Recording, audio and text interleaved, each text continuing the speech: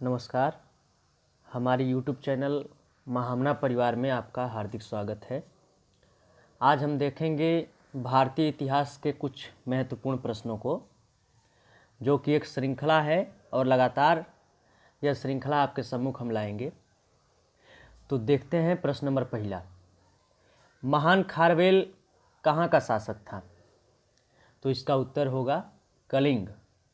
महान खारवेल कलिंग का शासक था, जो कि उड़ीसा में था। आगे देखते हैं प्रश्न नंबर दूसरा। भारतीय राष्ट्रीय कांग्रेस की स्थापना कब हुई थी? तो भारतीय राष्ट्रीय कांग्रेस की स्थापना 28 दिसंबर 1885 को एलन ऑक्टेवियन ह्यूम, जो कि एक ब्रिटिश अधिकारी थे, उन्होंने इसकी स्थापना की थी। और भारतीय राष्ट्रीय कांग्रेस की प्रथम बैठक व्योमेश चंद्र बनर्जी की अध्यक्षता में बम्बई के गोकुलदास तेजपाल संस्कृत कॉलेज के भवन में संपन्न हुई थी और इसमें कुल 72 सदस्यों ने भाग लिया था। उस समय मुंबई को बम्बई कहा जाता था। इस क्रम में आगे देखते हैं प्रश्न नंबर तीसरा। सासाराम में किस प्रसिद्ध शासक का मकबरा है? सासाराम, जो कि बिहार में एक बहुत ही प्रसिद्ध पर्यटन स्थल है, वहाँ सूरवंश के प्रसिद्ध शासक शेर शाह का मकबरा है। शेर शाह को बचपन में फरीद के नाम से पुकारते थे और शेर शाह ने मुग़ल शासक हुमायूं के साथ कई सारे युद्ध लड़े, जैसे में देवरा का युद्ध, चौसा का युद्ध, कन्नौज का युद्ध, सरहिंद का युद्ध। और शेर शाह की वजह से हुमायूं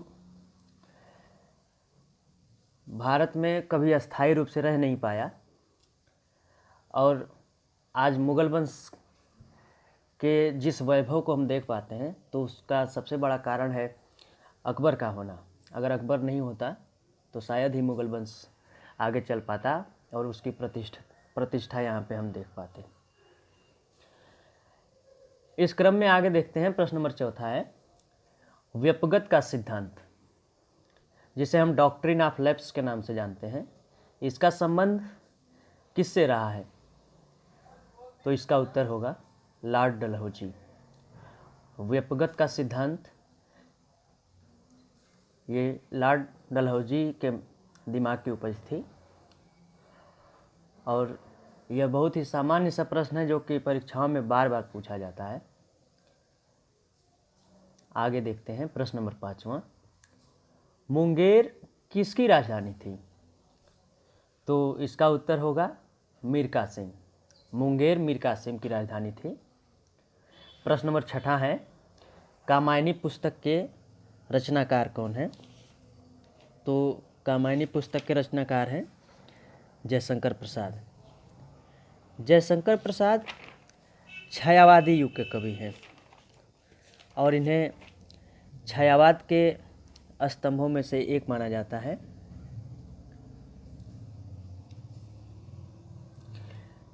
कामायनी एक महाकाव्य है, इसका ध्यान रखें। प्रश्न नंबर 7वां है प्राचीन नालंदा विश्वविद्यालय का संस्थापक कौन था? तो बिहार के नालंदा जिला में स्थित प्राचीन नालंदा विश्वविद्यालय के संस्थापक गुप्त वंश के प्रसिद्ध शासक कुमारगुप्त थे। और नालंदा विश्वविद्यालय भारत में उच्च शिक्षा का महत्वपूर्ण और विश्वविख्यात केंद्र था, जहां देश विदेश के 10,000 छात्रों को पढ़ाने के लिए 2,000 शिक्षक थे। और इसकी स्थापना कुमारगुप्त ने, जिनका शासनकाल 415 से 454 ईस्वी तक रहा है, उन्होंने किया था।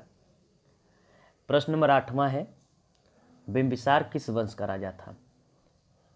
तो बिंबिसार हर्यक वंश का राजा था और हर्यक वंश के एक और प्रसिद्ध शासक को अजातशत्रु के नाम से जानते हैं।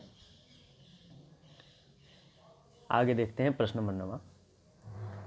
दिल्ली के लाल किले में स्थित मोती मस्जिद का निर्माण किसने कराया? तो इसका उत्तर होगा औरंगजेब। दिल्ली के लाल किले में स्थित मोती मस्जिद का निर्माण औरंगजेब ने कराया था। प्रश्न नंबर 10वां है, वर्ष 1857 में मेरठ में प्रथम सिपाही विद्रोह की आग किस दिन भड़की? तो इसका उत्तर होगा 10 मई।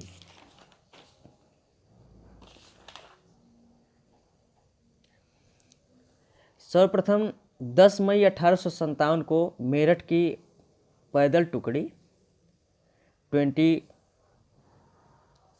NI से 1857 ईस्वी की क्रांति की शुरुआत हुई थी।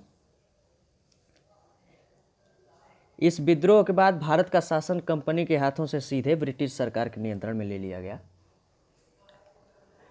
प्रश्न नंबर 11वां देखते हैं, अंग्रेजों को सुनहरा फरमान कब जारी किया गया?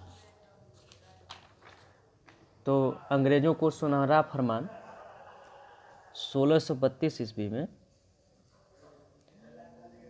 तत्कालीन मुगल शासक फर्रुखसियर द्वारा प्रदान किया गया। प्रश्न नंबर 12वां देखते हैं, पुर्तगालियों ने गोवा पर कब अधिकार किया? तो इसका उत्तर होगा 1510 ईस्वी में पुर्तगालियों ने गोवा पर अधिकार किया। आगे प्रश्न नंबर 13वां देखते हैं, जातक किस धर्म का पवित्र ग्रंथ है? बहुत ही सामान्य सा प्रश्न है। इसका उत्तर होगा बौद्धों का। जातक बौद्धों का एक पवित्र ग्रंथ है। प्रश्न नंबर 14वां देखते हैं, रज़्मनामा फारसी में किसका अनुवाद है? तो रज़्मनामा महाभारत का फारसी में अनुवाद है। आगे देखते हैं प्रश्न नंबर 15वां, वह मुगल सम्राट जिसका 2 बार अभिषेक हुआ था? तो इसका उत्तर होगा औरंगजेब। औरंगजेब का पहला राज्याभिषेक 31 जुलाई 1658 ईस्वी को आगरा में हुआ था। देवराई के युद्ध में सफल होने के बाद 15 मई 1659 ईस्वी को औरंगजेब ने दिल्ली में प्रवेश किया और शाहजहां के शानदार महल में जून 1659 ईस्वी को दूसरी बार अपना राज्याभिषेक कराया था। आज के वीडियो का लास्ट प्रश्न देखते हैं, भगवान बुद्ध ने अपना पहला उपदेश कहाँ दिया था? सामान्य सा प्रश्न है। इसका उत्तर होगा सारनाथ, जो कि वाराणसी में स्थित है। भगवान बुद्ध ने अपना पहला उपदेश सारनाथ वाराणसी में दिया था। यदि आपको ये वीडियो अच्छा लगता है तो आप हमारे चैनल को सब्सक्राइब करिए और इसे अपने दोस्तों तक पहुंचाने के लिए, उपयुक्त लोगों तक पहुंचाने के लिए इसे शेयर करिए। धन्यवाद।